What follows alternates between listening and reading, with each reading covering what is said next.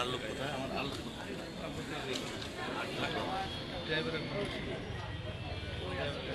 তিন তিন ছয় জন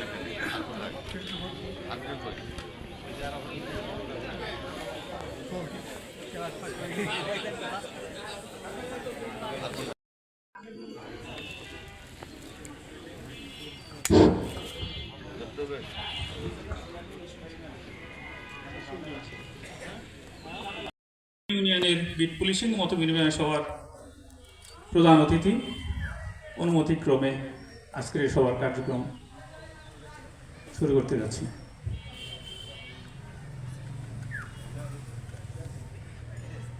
আজকের বিট পুলিশিং সভার মহতী অনুষ্ঠানে শুরুতেই পবিত্র কোরআন থেকে তিলাওয়াত করবেন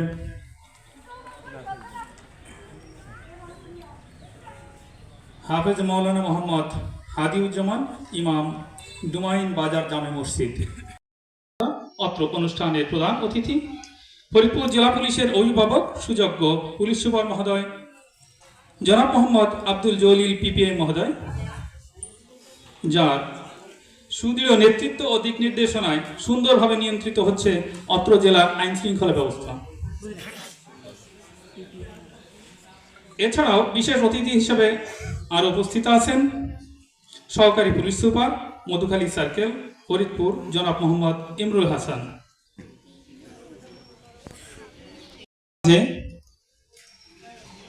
কিছু মূল্যবান বক্তব্য রাখবেন আমাদের সহকারী police super sir Madhukhali circle জনাব মোহাম্মদ ইমরুল হাসান স্যার।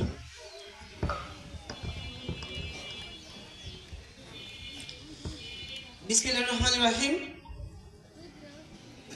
মাদক, সন্ত্রাস, তোপ, নারী নির্যাতন, বাল্যবিবাহ সহ নানাবিধ অপরাধ প্রতিরোধে বিট পুলিশিং ও মত বিনিময় সবাই আজকে উপস্থিত আছেন। ফরিদপুর জেলার সুযোগ্য পুলিশ সুপার জনাব মোহাম্মদ আব্দুল জলিল পিপিএম স্যার উপস্থিত আছেন।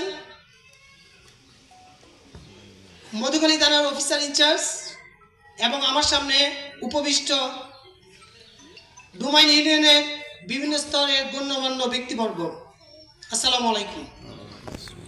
শুরুতেই আমি কৃতজ্ঞ জানাচ্ছি আমাদের ফরিদপুর জেলার সুযোগ্য পুলিশ সুপার স্যারকে, কেননা স্যার নিজ থেকে গত মাসে আমাদেরকে বললেন, আমাকে এবং ওসিকে বললেন আমি ডুমাইনে একটা মত বিনিময় সভা করতে চাচ্ছি, তোমরা একটু এটা ব্যবস্থা করে দিও। স্যার নিজ থেকেই এমন একটি প্রোগ্রাম হাতে নিয়েছেন, আমরা বলিনি, যে এটা আমাদের জন্য এক ধরনের অনুপ্রেরণা।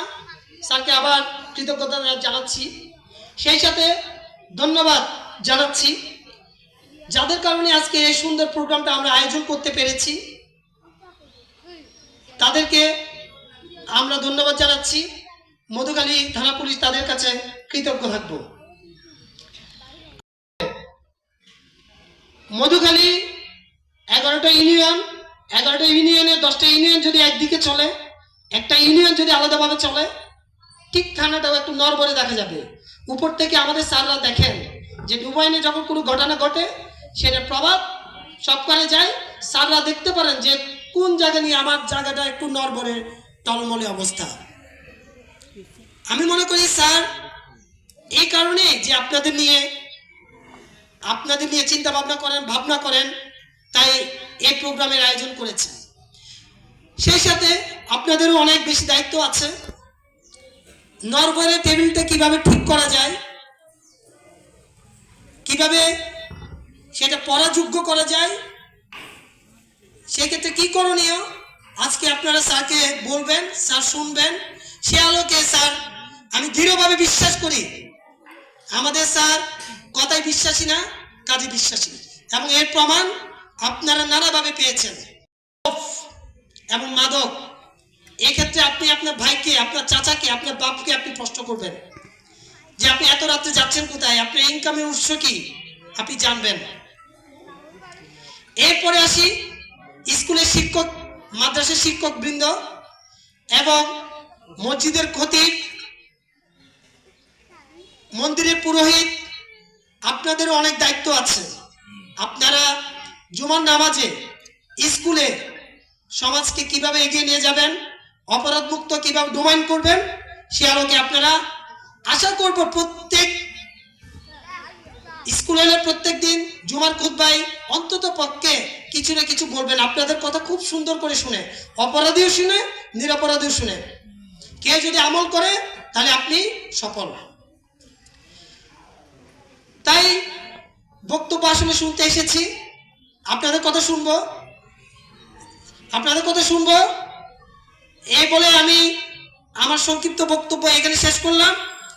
আমি আসছি আপনাদের কথা শোনার জন্য। আমি বলবো একটু শেষে, কিন্তু আপনাদের কথা আগে শোনা দরকার যে আমার পুলিশ এখানে কি করছে, ভালো কাজ করছে না খারাপ কাজ করছে না, সঠিক দায়িত্বটা পালন করছে কি করছে না, এগুলি শোনার জন্য। আপনাদের কি দাবি নির্ভয়ে বলবেন আমার কাছে, তাহলে না আমি অ্যাকশন নিতে পারবো, তাই না? মনের মধ্যে গ্যাপ রাখবেন না যে বলবো কি বলবো না, আবার এসপি সাহেব কি মনে করে, এরকম চিন্তা করার কোনো কারণ নাই। সরাসরি বলে ফেলবেন, যেটা সঠিক সত্য সেটা বলবেন, এবং আর কি করলে আপনাদের উপকার হবে, আপনারা শান্তিতে থাকবেন, আইন শৃঙ্খলা স্বাভাবিক থাকবে, পরামর্শ দিবেন আমাকে। আমি এসপি হয়েছি, জেলার এসপি, আমি সব জানি এমন তো না, তাই না? একজন কি সব কিছু জানে? সম্ভব না, কোনো ক্রমে সম্ভব না। এখানে অনেক জ্ঞানী মানুষ আছে, আমার চেয়ে অনেক বেশি জানি, তাদের পরামর্শ আমার দরকার আছে। হযরত মুহাম্মদ সাল্লাল্লাহু আলাইহি ওয়াসাল্লাম কি একাই চলতেন? সাহাবী ছিল না তার সাথে? কেন ছিল তারা? ওনার যে সমস্যার সমাধান দিতে পারতেন না, করতে পারতেন না, তখন সাহাবীদের পরামর্শ নিতেন। সবগুলো নিয়ে বসে বলতেন যে বলো তো কি করলে এই সমস্যার সমাধান হবে।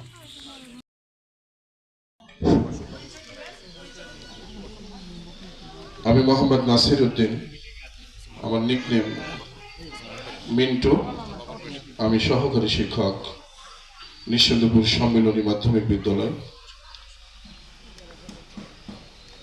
সন্ত্রাস, মাদক, বাল্যবিবাহ, ইভটিজিং, নারী নির্যাতন, যৌতুক সহ সকল অপরাধের প্রতিরোধে বিট পুলিশিং এবং মত বিনিময় সভার সম্মানিত সভাপতি, আমাদের সকলের শ্রদ্ধাভাজন ব্যক্তিত্ব, ইতিমধ্যে যে মানুষটি মধুখালীর আইন শৃঙ্খলার পরিবেশ অত্যন্ত সুশৃঙ্খল পরিবেশে আনতে সক্ষম হয়েছে, এবং জনগণ বান্ধব পুলিশ যে মানুষের বন্ধু, ধন্যবাদ ও শুভেচ্ছা। আমরা সবাই ইতিমধ্যে অবগত হয়েছি কেন এখানে আমরা উপস্থিত হয়েছি। কিছুদিন আগে আমাদের এখানে অনাকাঙ্ক্ষিত একটা ঘটনা ঘটে। শুধু সেইটা না, বেশ 1 বছর যাবৎ হলো, 1-1.5 বছর যাবৎ হলো ডোমাইনের কয়েকটা বেশ অনাকাঙ্ক্ষিত ঘটনা ঘটেছে, যার জন্য আমরা নিজেরাই লজ্জিত। আপনারা সবাই অবগত, এবং আজকের যিনি প্রধান অতিথি, আমি স্যারকে অবগত করার জন্য 2-1 কথা না বললেই নয়। এই ডোমাইনের ইতিহাস ঐতিহ্য সত্যিকারে গৌরবোজ্জ্বল ইতিহাস। একসময় ডোমাইনের খেলাধুলা, সংস্কৃতি, ধর্মীয় অনুভূত সবকিছু দিয়ে এই এলাকার 12 জাতের মানুষের বসবাস ছিল। সকলেই মিলেমিশে বসবাস করত। কোনো সাম্প্রদায়িক হিংসা বিদ্বেষ, কোনো কিছুই আমরা ছোট কাল থেকেই দেখিনি, এবং মুরব্বীদের মুখ থেকে অনেক সুন্দর সুন্দর গল্প এলাকার শুনেছি। একসময় ভিন্ন এলাকার মানুষ তার মেয়েটাকে বিবাহ দেওয়ার জন্য ডুমাইনকে সাব্যস্ত করত। এরকম অনেক ঘটনা আছে। এবং তারপরেও কিছুদিন হলো যে আইন শৃঙ্খলার বেশ অবনতি, এবং আমাদের কিছু কিছু ছেলেরা এদিক ওদিক বা বিভিন্ন খারাপ কাজের সাথে জড়িত, সেটা আপনারা অবগত।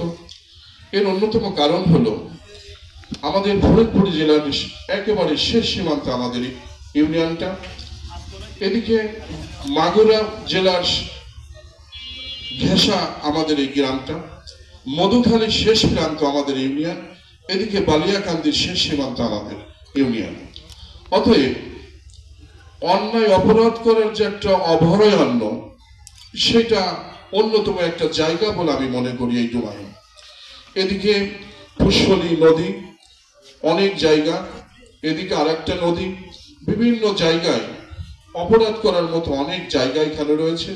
রাতের অন্ধকারে বিভিন্ন জায়গা থেকে বিভিন্ন মানুষের অজানা মানুষ এখানে আশ্রয় নেয়। আমি স্যারকে অবগত করব, আমাদের এখানে একটা সামাজিক প্রতিষ্ঠান আছে, যেটা ডুমাইন আদর্শ পল্লী উন্নয়ন সমিতি।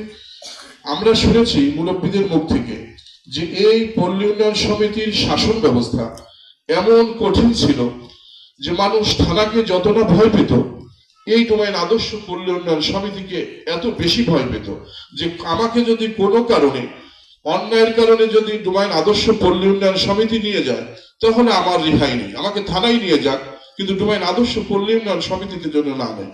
সেই ডুমাইন পল্লী উন্নয়ন পল্লী আদর্শ আজ অনেকটা নিস্তব্ধ, নিস্তেজ, তার সামাজিক কর্মকাণ্ড একেবারে হারিয়ে ফেলেছে।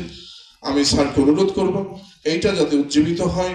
স্থানীয় চেয়ারম্যান মহোদয় আছেন, পরিষদে যারা আছে, তাদের মাধ্যমে আমি স্যারকে আরেকটা জিনিস অবগত করতে চাই। সেটা হলো যে সম্ভবত 21 তারিখ সন্ধ্যার পরে যে অনাকাঙ্ক্ষিত ঘটনাটা ঘটেছে, আমরা তখন নতুন একটা মসজিদ, সাতবেপাড়া মসজিদ, আমরা এখানে সন্ধ্যার পরে আমরা হুজুরের কাছ থেকে সূরা, কোরআন তেলাওয়াত এগুলো মস্ক করি। তো সেখানে আমরা অনেকেই ছিলাম, তার মধ্যে আমাদের মুরব্বী সভাপতি খুরশিদ আলম ভূঁইয়া, মুক্তিযোদ্ধা কমান্ডার মধুখালী, উনি থাকেন, উনি ওই অত্র মসজিদের সভাপতি। কামরুজ্জামান ছিলেন, আকিদুল এবং সিরাজ, এই যে যারা না জানি, আমরা ওখানে বসে ওই দিনকে আমরা মস্ক করতেছিলাম। ইন দি মিন টাইম আমাদের কাছ থেকে ফোন আসলো যে বাজারে এই ঘটনা ঘটতেছে। তো আমরা বললাম যে না, আমরা এখান থেকে কেউ যাব না, যা হয় পরে শোনা যাবে না। আমাদের শ্রদ্ধেয় ইমাম সাহেব ছিলেন ওখানে। আমরা পরবর্তীতে যে দেখলাম যে এই ঘটনার পরে আমরা সকালে সবাই অবগত হলাম, কিন্তু এখানে যে নামগুলো আসছে, যে অনেক নামই আছে যেগুলো বাইরে অবস্থান করে তারা চাকরি করেন, এবং গ্রামে যারা ন্যূনতম কোনো সময় কোনো জ্ঞানজাম বা বিশৃঙ্খল পরিবেশের সঙ্গে তারা সম্পৃক্ত না। আমার ভাতিজা জুলফিকার আজাদ জুয়েল আছে, এরপরে ঢাকাতে আমার বন্ধু চাকরি করে, ফোন দিয়েছে 2 দিন, মিজানুর রহমান, এরপরে আমার বন্ধু তারেক, এরা আসলে গ্রামেই তারা অবস্থান করছেন না। আমার এক আত্মীয় মাসুম পারভেজ, সে খুলনাতে থাকে। এইভাবে কিছু যারা একেবারে এর সঙ্গে সম্পৃক্ত না, তাদেরকে হয়রানি করা হচ্ছে। এতেও জনজীবনে বেশ এক অশান্তি বিরাজ করছে। এই জন্য অনেক যুব সমাজ, স্যার আপনি লক্ষ্য করতে পারছেন যে অনেক যুব সমাজ এখানে উপস্থিত হতে পারে নাই। এই জন্য আমি স্যারকে অনুরোধ করব, আপনার সুপূর্ণ দৃষ্টি দিয়ে সঠিক ঘটনা তদন্ত করে যারা দোষী আমরা তাদের বিচার চাই। কারণ এইরকম একটা ঘটনা, এটা আমাদের এলাকার জন্য সত্যিকারই অর্থে একটা লজ্জাজনক। এই ঘটনার পুরো তদন্ত করে সঠিক যারা এর সাথে সম্পৃক্ত তাদের বিচারও হোক, এইটা আমরা চাই। আমি আরেকটা, আমার মনে হয় যে এখানে যদি একটা সুন্দর সুশাসন থাকে, শিক্ষকরা তেমন কিছু বলতে পারে না। শিক্ষকরা বলতে গেলেই তাদের জীবনের একটা হুমকি আসে, সঠিক সিদ্ধান্ত তারা নিতে হিমশিম খায়। সেই ব্যবস্থা যদি আপনি দয়া করে ফিরে আনতে পারেন, শিক্ষকদের হাতে ছাত্রদের সুশাসন যদি ফিরে আনতে পারেন, আমি মনে করি যে অনেকটা আইন শৃঙ্খলা পরিবেশ অত্যন্ত সুন্দর হবে। আমি হয়তো সময় বেশি নিয়ে ফেললাম, আমি এর জন্য আন্তরিকভাবে দুঃখিত। আমি সবার সার্বিক মঙ্গল কামনা করে আমি বিদায় নিচ্ছি। আসসালামু আলাইকুম।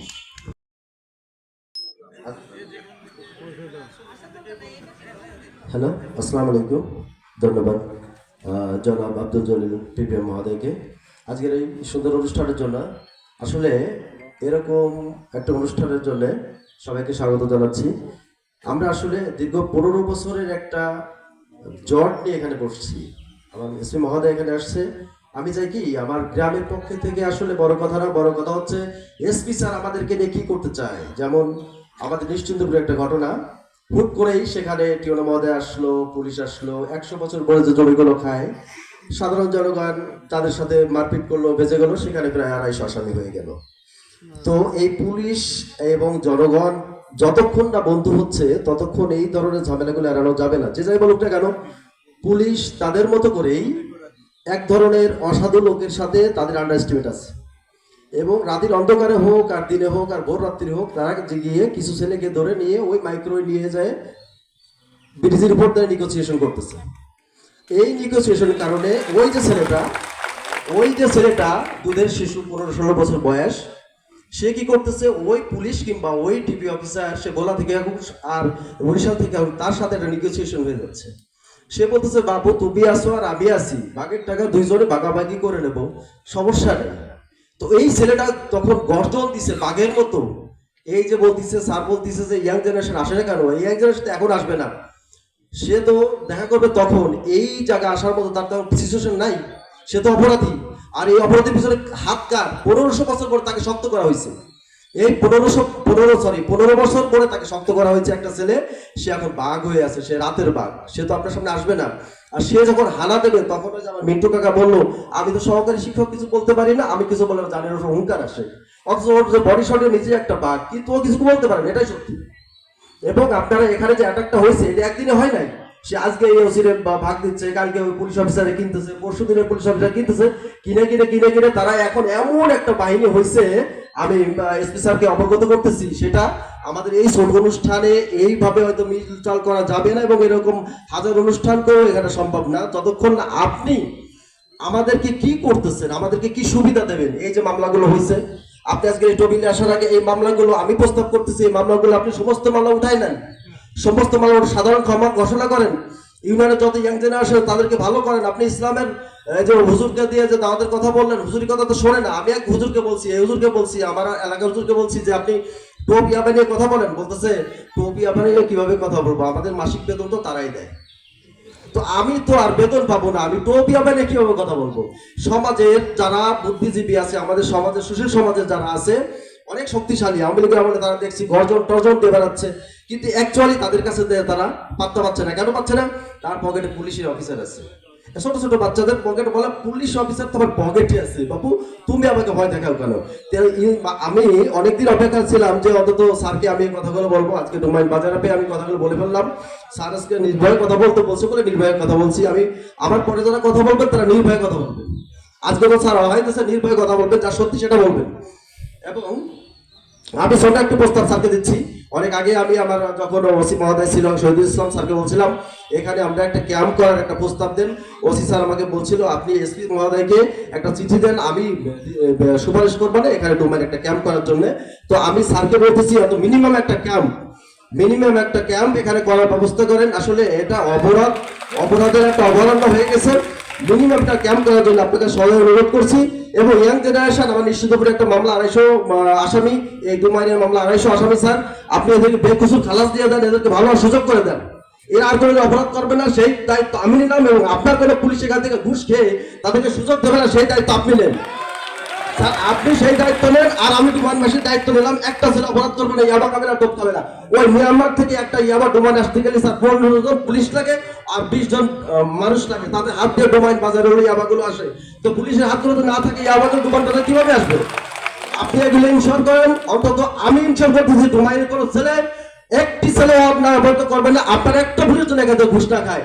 আপনি সেই ব্যবস্থা করে দেন স্যার। আমি শুনেছি নৌকায় করে দাপড়ায় ডুমাইয়ের মধ্যে ওসি সাহেব কয়েকজন পুলিশ সব পড়ে গেছে, সেই আসামিকে ধরার পরে 3 লাখ টাকা ঘুরতে তাকে ছেড়ে দিচ্ছে। স্যার এই অপরাধগুলো যে আপনি ভিতর থেকে চেষ্টা করতে পারেন, আমরা তো শেষ করতে পারবো না এই জনগণ স্যার। আমি এখানে আমার বক্তব্য শেষ করছি। আসসালামু আলাইকুম স্যার, বিয়াদবি মাফ করবেন। আমার নাম মামুন, আমি একটা ক্লিনিকের মালিক, আলগো মদিনা ডায়াগনস্টিক সেন্টার মালিক, বালিকান্দি ব্যবসা করি স্যার। আসসালামু আলাইকুম।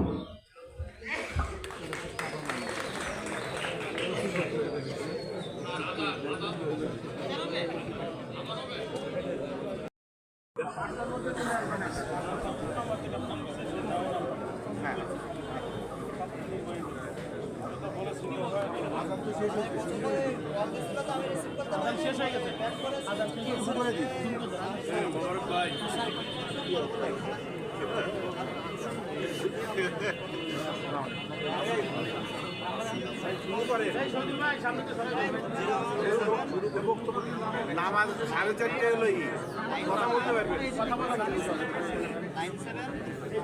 কথা বলা যাবে।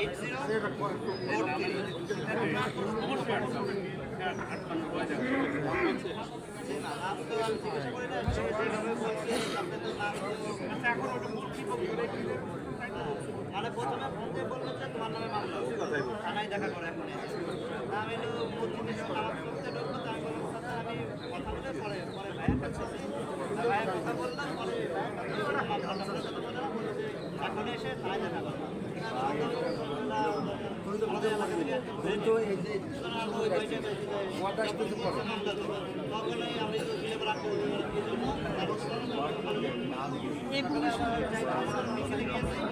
তারপরে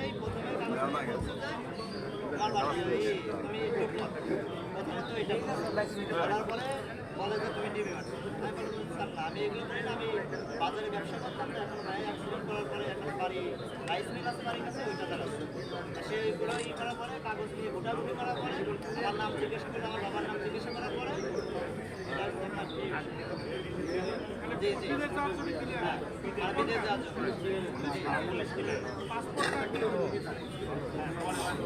তারপরে বললো আর কি আপনার কাগজ দেওয়ার পরে আপনার এমনি করার পরে বলছিল আপনার অনেক করে প্রকৃত তাদেরকে ধরে নেওয়া হয় এবং টাকার বিনিময়ে তাদের ছেড়ে দেওয়া হয়।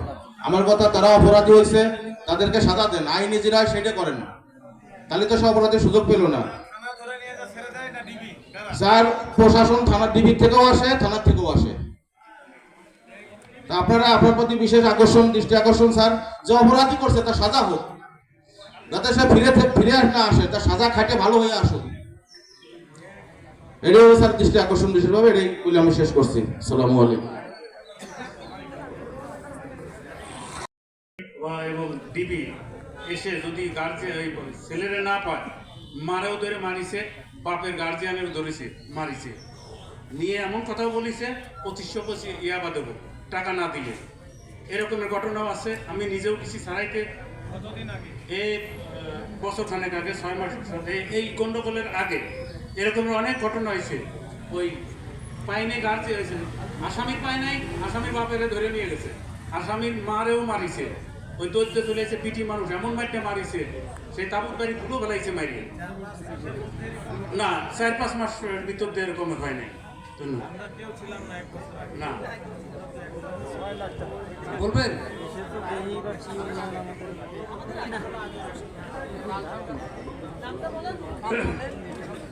আতিয়ার রহমান মোল্লা, ডোয়াইন। আমি এসপি সাহেব বলেছিলেন যে আপনাদের ওখানে যেসব দুষ্কৃতিকারী আছে আপনারা, আমি একজন মুক্তিযোদ্ধা, পুলিশের মুক্তিযোদ্ধা, আমি বলতেছি আমার কয়েকদিন আগে আমার এক ছোট ছেলে অযথা খালি মানে মারিয়ে তার মাথা আঘাত করে সে মাগরাম হসপিটালে 20-25 দিন ছিল। সেই এই কিছুদিন আগে এই সব কি নিয়ে, অথচ সামান্য ব্যাপার, এগুলো হচ্ছে বেশি। এই যে একটা মাস্টার নিয়েও ব্যাপারে আমার ছেলে বাধা দিছিল, আর তারা বলছিল যে 10 লাখ টাকা দিতে হবে, দেওয়ার পরে অমুককে আমরা হেডমাস্টারি পোস্ট দেব, এই কথা বলা হয়েছিল। তারপরে আমার ছেলে ওই মাস্টারের পক্ষে ছিল বিধায় আমার ছেলেকে এরকম ভাবে ওই সব ছেলে পেলে মারল, বেকায়দা মারে। এই যে কয়েকদিন আগে মধুখালী কেস হয়েছে, মধুখালী কেস আছে, ওসি সাহেব জানেন। ওই যে এর আগে আমরা একটা কেস করেছিলাম মধুখালী, এই বেশি দিন না, ওই অল্প দিনই, মানে তার সাক্ষী শপথের জন্য অপেক্ষায় আছে। তা এখন উনি ওসি সাহেব জানেন এবং সে কেসও আছে, এবং সে কেসও ওরা ওদের নামে আছে, যারা আপনাদের পুলিশের মারিছে ওরা আবার ওইটাও করেছে, আপনাদের মারিছে, আমার ছেলেদের মারিছে, ও এইটা মারিছে।